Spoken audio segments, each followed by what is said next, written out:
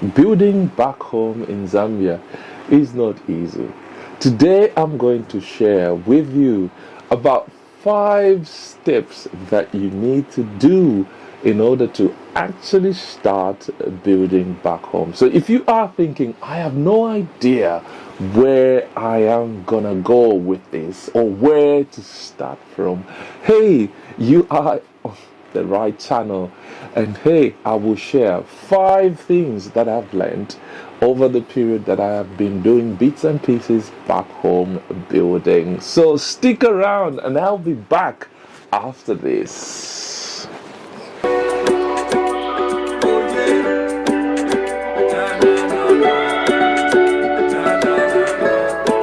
Last time I sang, And I thought, why not jump onto this idea? Now listen to this and let's just You don't have the whole interview in November, but going back to Africa, and we are building dreams in Africa, and that's what we are doing. So, Barika, now, if you look at that, that's more or less like a slab in itself. I was chilling with the bros who was up for a night out. Care taken, especially Saw you in the cut with that wifey demeanor. Hey, looking so bored out your mind though. You kinda give me the sign, so conversations became relation. No escaping, heart is taken. Hey, if we haven't met, my name is Kelvin Perry and welcome back. Right, on this channel, Building Dreams in Africa, what I try to do is to share my own experience of building back home in Zambia. And why do I do that? And I think something that gives me a little bit to share about building back home is actually my background, my professional background. I am a quantity surveyor and I have been in the industry for many years, and I thought, why not share what I've learned to my brothers and sisters so that you can build back home safely and confidently, not based on the stories that we've heard in the past, but you will be confident if you pick 1 or 2 things, stuff that I am talking about. Now, these things are coming from, actually, as you see right now, I'm building 22 apartments in Vona Valley, and I said, why don't you come with me and I will share everything that I am doing on that project. But hey, before I ramble on and talk, remember to hit that like button, subscribe and smack that bell. Please make sure that you do that. Support us. What I have learned is about 70% of you guys out there are watching the content, but you are not subscribing. Please remember to support us that way. And of course, remember to visit Amazon, and this book, Building Dreams Across Continents, is actually on Amazon. Please go there and get yourself a copy. And hey, to those who have got a copy, I do appreciate it. Please drop me a comment what you think. I am actually thinking of volume 2, which will be full of practical examples and full of practical solutions to navigate the challenges that we may encounter building back home from afar. Now, that book will be coming soon, and hey, it is very exciting because this will be right there as we talk, things that we are experiencing, and obviously how do we sort out those issues and how do we sort out those challenges that we might face and make sure that we build confidently back home. Thank you very much for supporting us. Thank you very much for buying that book. Right now, let's get on to what I want to share with you today. So you are out there and you've bought a piece of land. One of the things that I will say is I am fully aware that there are people in the diaspora who are like me and they know what they're doing, and I know a lot of Zambians out there, or Africans, have actually built quite a lot. I mean, I've been watching my brothers and sisters in Nigeria, Ghana, Kenya, Tanzania, Rwanda. People are doing a lot back home from the diaspora. And so, again, with that, I will not say to myself, you know what, everybody can do this. But there are people out there who will be saying, Kelvin, where do I start from? Where do I go? I don't know what to do. All I see is the negativity out there, and I am scared. I don't want to lose money. Right. If you are like that and you're looking at answers and where to go from there, you are in the right place. This is what I do. This series is how to build in Zambia while living in the diaspora, and of course it's on the channel Building Dreams in Africa. Now, so let's get on, and I share 5 things that I think will help you if you are in that valley of actually not knowing which direction you should take. Right, the first thing that I would say is, hey, remember, there are communities out there that you can join of people that are out there actually thinking about building back home. Now, I did not know of many people building back home, and of course, as you know, as Zambians, sometimes we keep things to ourselves. Our friends in West Africa, East Africa, are possibly maybe way ahead, sharing information. So it was quite difficult for me to find communities of like-minded people that who are doing bits and pieces back home and encouraging each other. So what did I do? I actually started this channel, and of course there is a Facebook group, Zambian Builders Living in the Diaspora, Zambian Builders in the diaspora. You can join that group, and I think the purpose of that group is for you guys who are members of that group to share your experience, ask questions, let's interact and make sure that community grows. This is people that are in the diaspora wanting to build. Yes, they've been in the past where we've seen like YouTube channels of people that are in Zambia showing what the diasporians are doing back home. But now we want to own that narrative as diasporians, as Zambians in the diaspora, to share and say, look, this is what we are doing. We are doing this. Now, from that group, there are so many benefits that you will get. If you are stuck and you want maybe recommendations of subcontractors or contractors to use, people will be able to share. But a step further from joining that community is actually joining the membership of YouTube. Now, if you click the membership on this YouTube channel, it will take you to a membership where you pay, I think it's $2 or £2 if you are in the diaspora. Now, what does that come with? It comes with so many benefits. First and foremost, obviously, you can get in touch with me and I will give you my opinion, my professional advice on what you are doing. I can look at the dryer.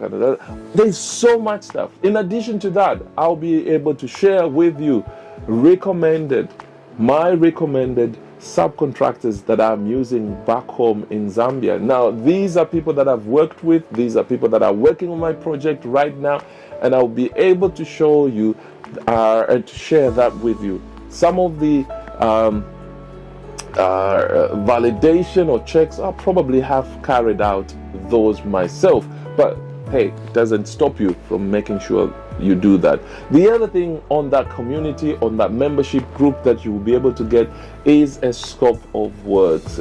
This is a scope of works that you can use for standard packages, and you can modify this.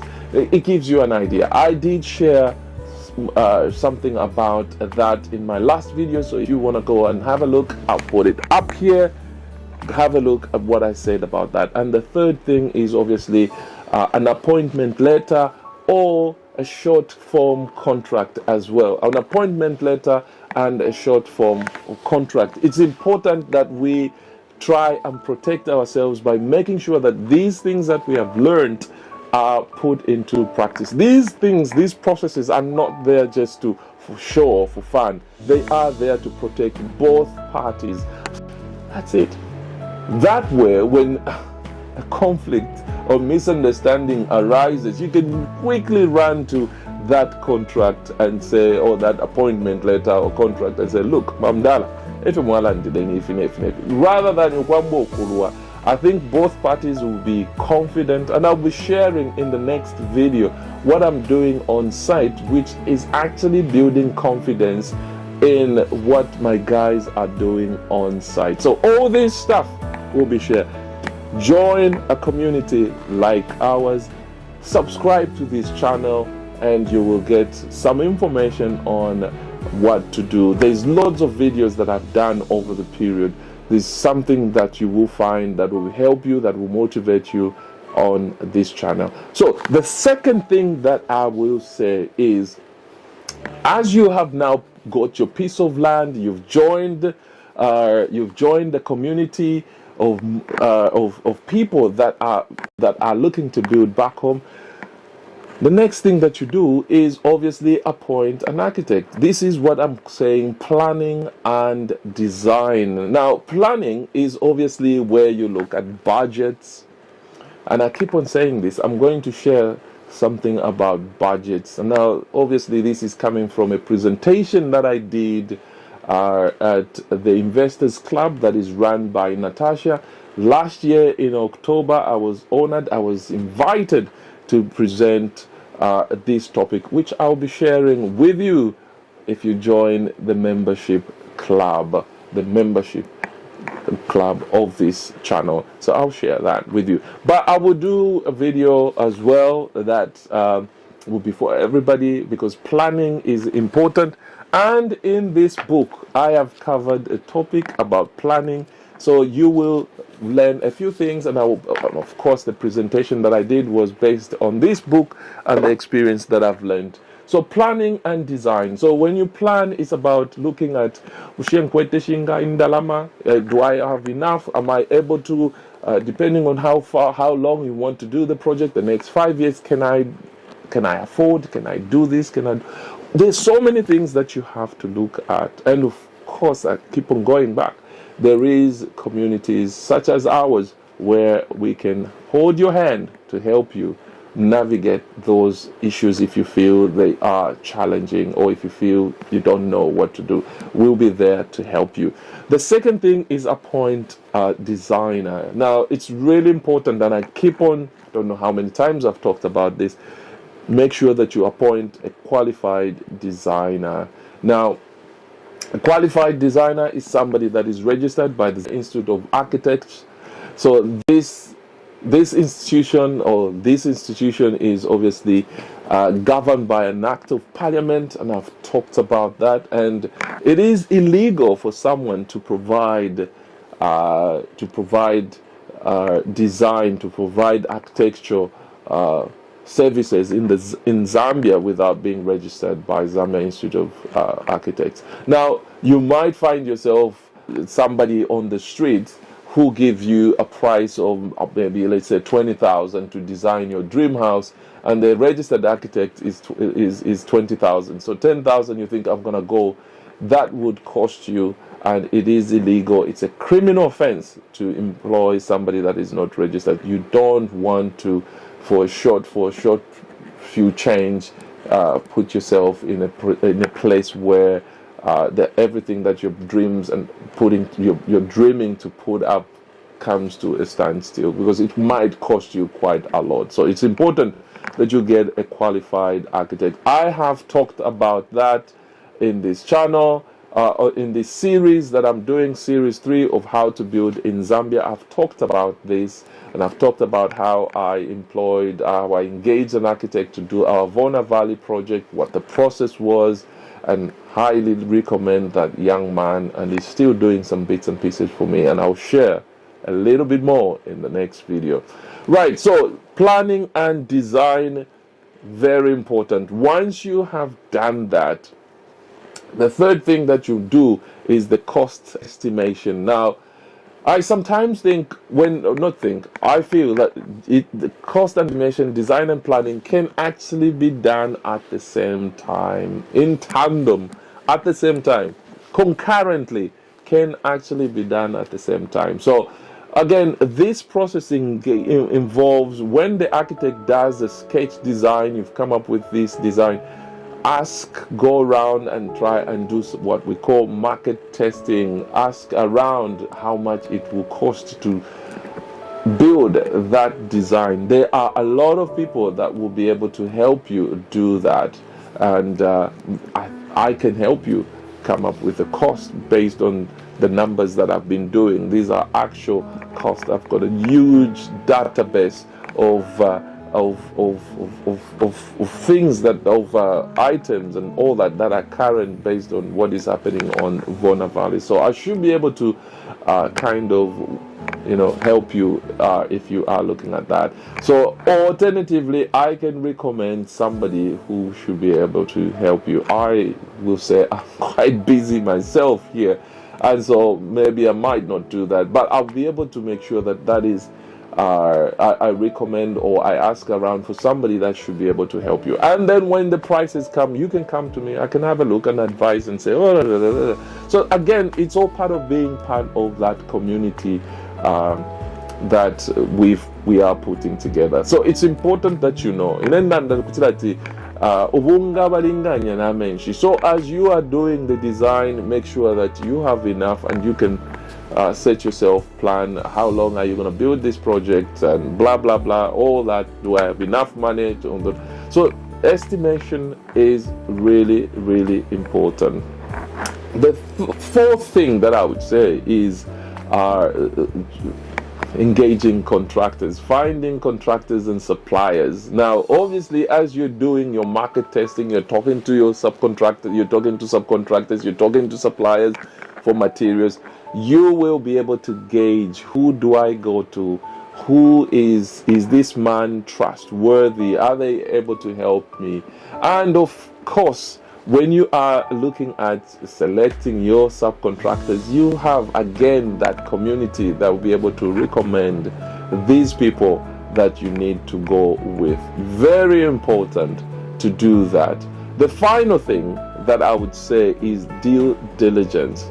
Now, this is the process of validating, checking these people out. Yes, they've recommended. Kelvin has said, go and use Vamutale. Right, it does not end there. You have to make sure that you check them out. Now, there's a number of things that you can do. One is obviously ask for reference from these guys. Now, in Zambia, one of the things that I don't know whether it's being humble. Sometimes there are things that we feel we can't do because because I've had an experience before when I was looking for a tenant, and this person said to me, and I said to them, I need references. I do ask for references. And he says, and this was a teacher. Even me, I've got somewhere properties. I don't ask for references. Now, I'll share something about that. But there's a reason why we ask for some of these things. And one of them is obviously a sense of peace of mind. And you don't want to think, it's a gamble. I'm miles and miles away. How do I do this? Because that's a starting point. When you get this reference, it's not the end. You will check it. You'll get, whether it's a phone call, you will make a call and speak to the person on the other side. At least you know that you've done something. The other thing that you could do is ask for photos of the work that they've done. And if you are on the ground in Zambia, go and visit the work that they have done. Go and ask around and ask the people. Because if I am doing something, there's nothing wrong for me to hide. There's nothing wrong for me to misrepresent who I am. I've said on this channel, I've said several times that I'm a quantity surveyor. I've worked in Botswana, Zambia, Botswana, South Africa, and the UK. You know what? You can check that and see, is this what he's saying? Is he who he is? And most of the people have actually, what they've done is they've gone to LinkedIn and they can see my CV, they can see where I work, they can see everything. I don't need to talk about where I work, but they can see that.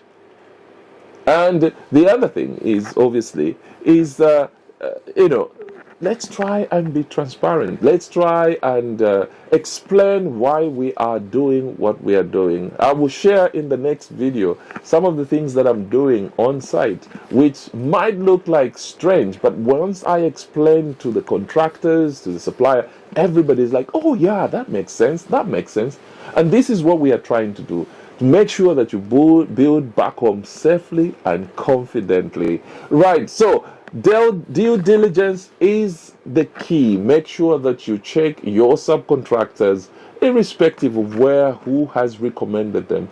And of course, when you are engaging any activity on site, make sure that you have at least 3 quotations. Don't be in a hurry. I talked about that last week. And you'll be surprised if you just pause how much you are going to save. So right now, I'll end here. And if you've been listening to me, I do appreciate. Thank you very much for being part of this community. And I hope you are finding the information that I'm sharing helpful. If it does, please engage with me in the comment section. I do love those comments. I do love responding to you. And hey, I do appreciate everyone and those people who are finding time to drop me an email. My email is actually on that on the YouTube page. If you go into the settings, I think somewhere there, you will find the email address. Get in touch and I will respond back to you with anything that you want to ask. If you want to ask about the topic, if you want to ask anything, I will get back to you. Now, just about feedback, for me, what is really important is the feedback that I'm getting from you. And if you are out there and you have been blessed by what I'm doing and you are building back, get in touch with me. I just draw so much joy listening to those stories to say, you know what, because I did that little thing here, that is the reason why you have built that school, you have built that hotel, you have built that dream house. These are things that makes me feel excited. And I will say this, I've done these sort of things where I share, encourage, motivate people, even in my career as a quantity surveyor. I remember many years when I just started working for Diligence. I finished working my course at CBU and I was working at Diligence, and a lot of people came to me and asked and said, how did you do this? How did you? And I shared. Many years after that, somebody found me on LinkedIn and sent me an email and said, Kelvin, you've really blessed me. You are the reason why I am in construction. This guy has, I think, a PhD or master's, a PhD. We went and did it in the US and he came back to Zambia. And he says, the reason why I am here is because of what you did. You helped me. You sat down with me. You explained the benefits of the course that we were doing at CBU. And here I am. Right. Now, to me, I still think about that. And that motivates me every day to keep on doing what I'm doing. And so I want to hear from you. I want to hear from you. And I want to engage with you. If you have a project, I want to be part of that project. And, if there's anything I can do to help you build your building safely and confidently back home. So, right, I will end here. And if you've enjoyed this video, please remember to hit that like button, subscribe, and smack that bell. And don't forget to get a copy for yourself of Building Dreams Across Continents right there on Amazon. Now, until next time, God bless you, and I'll see you in the next video.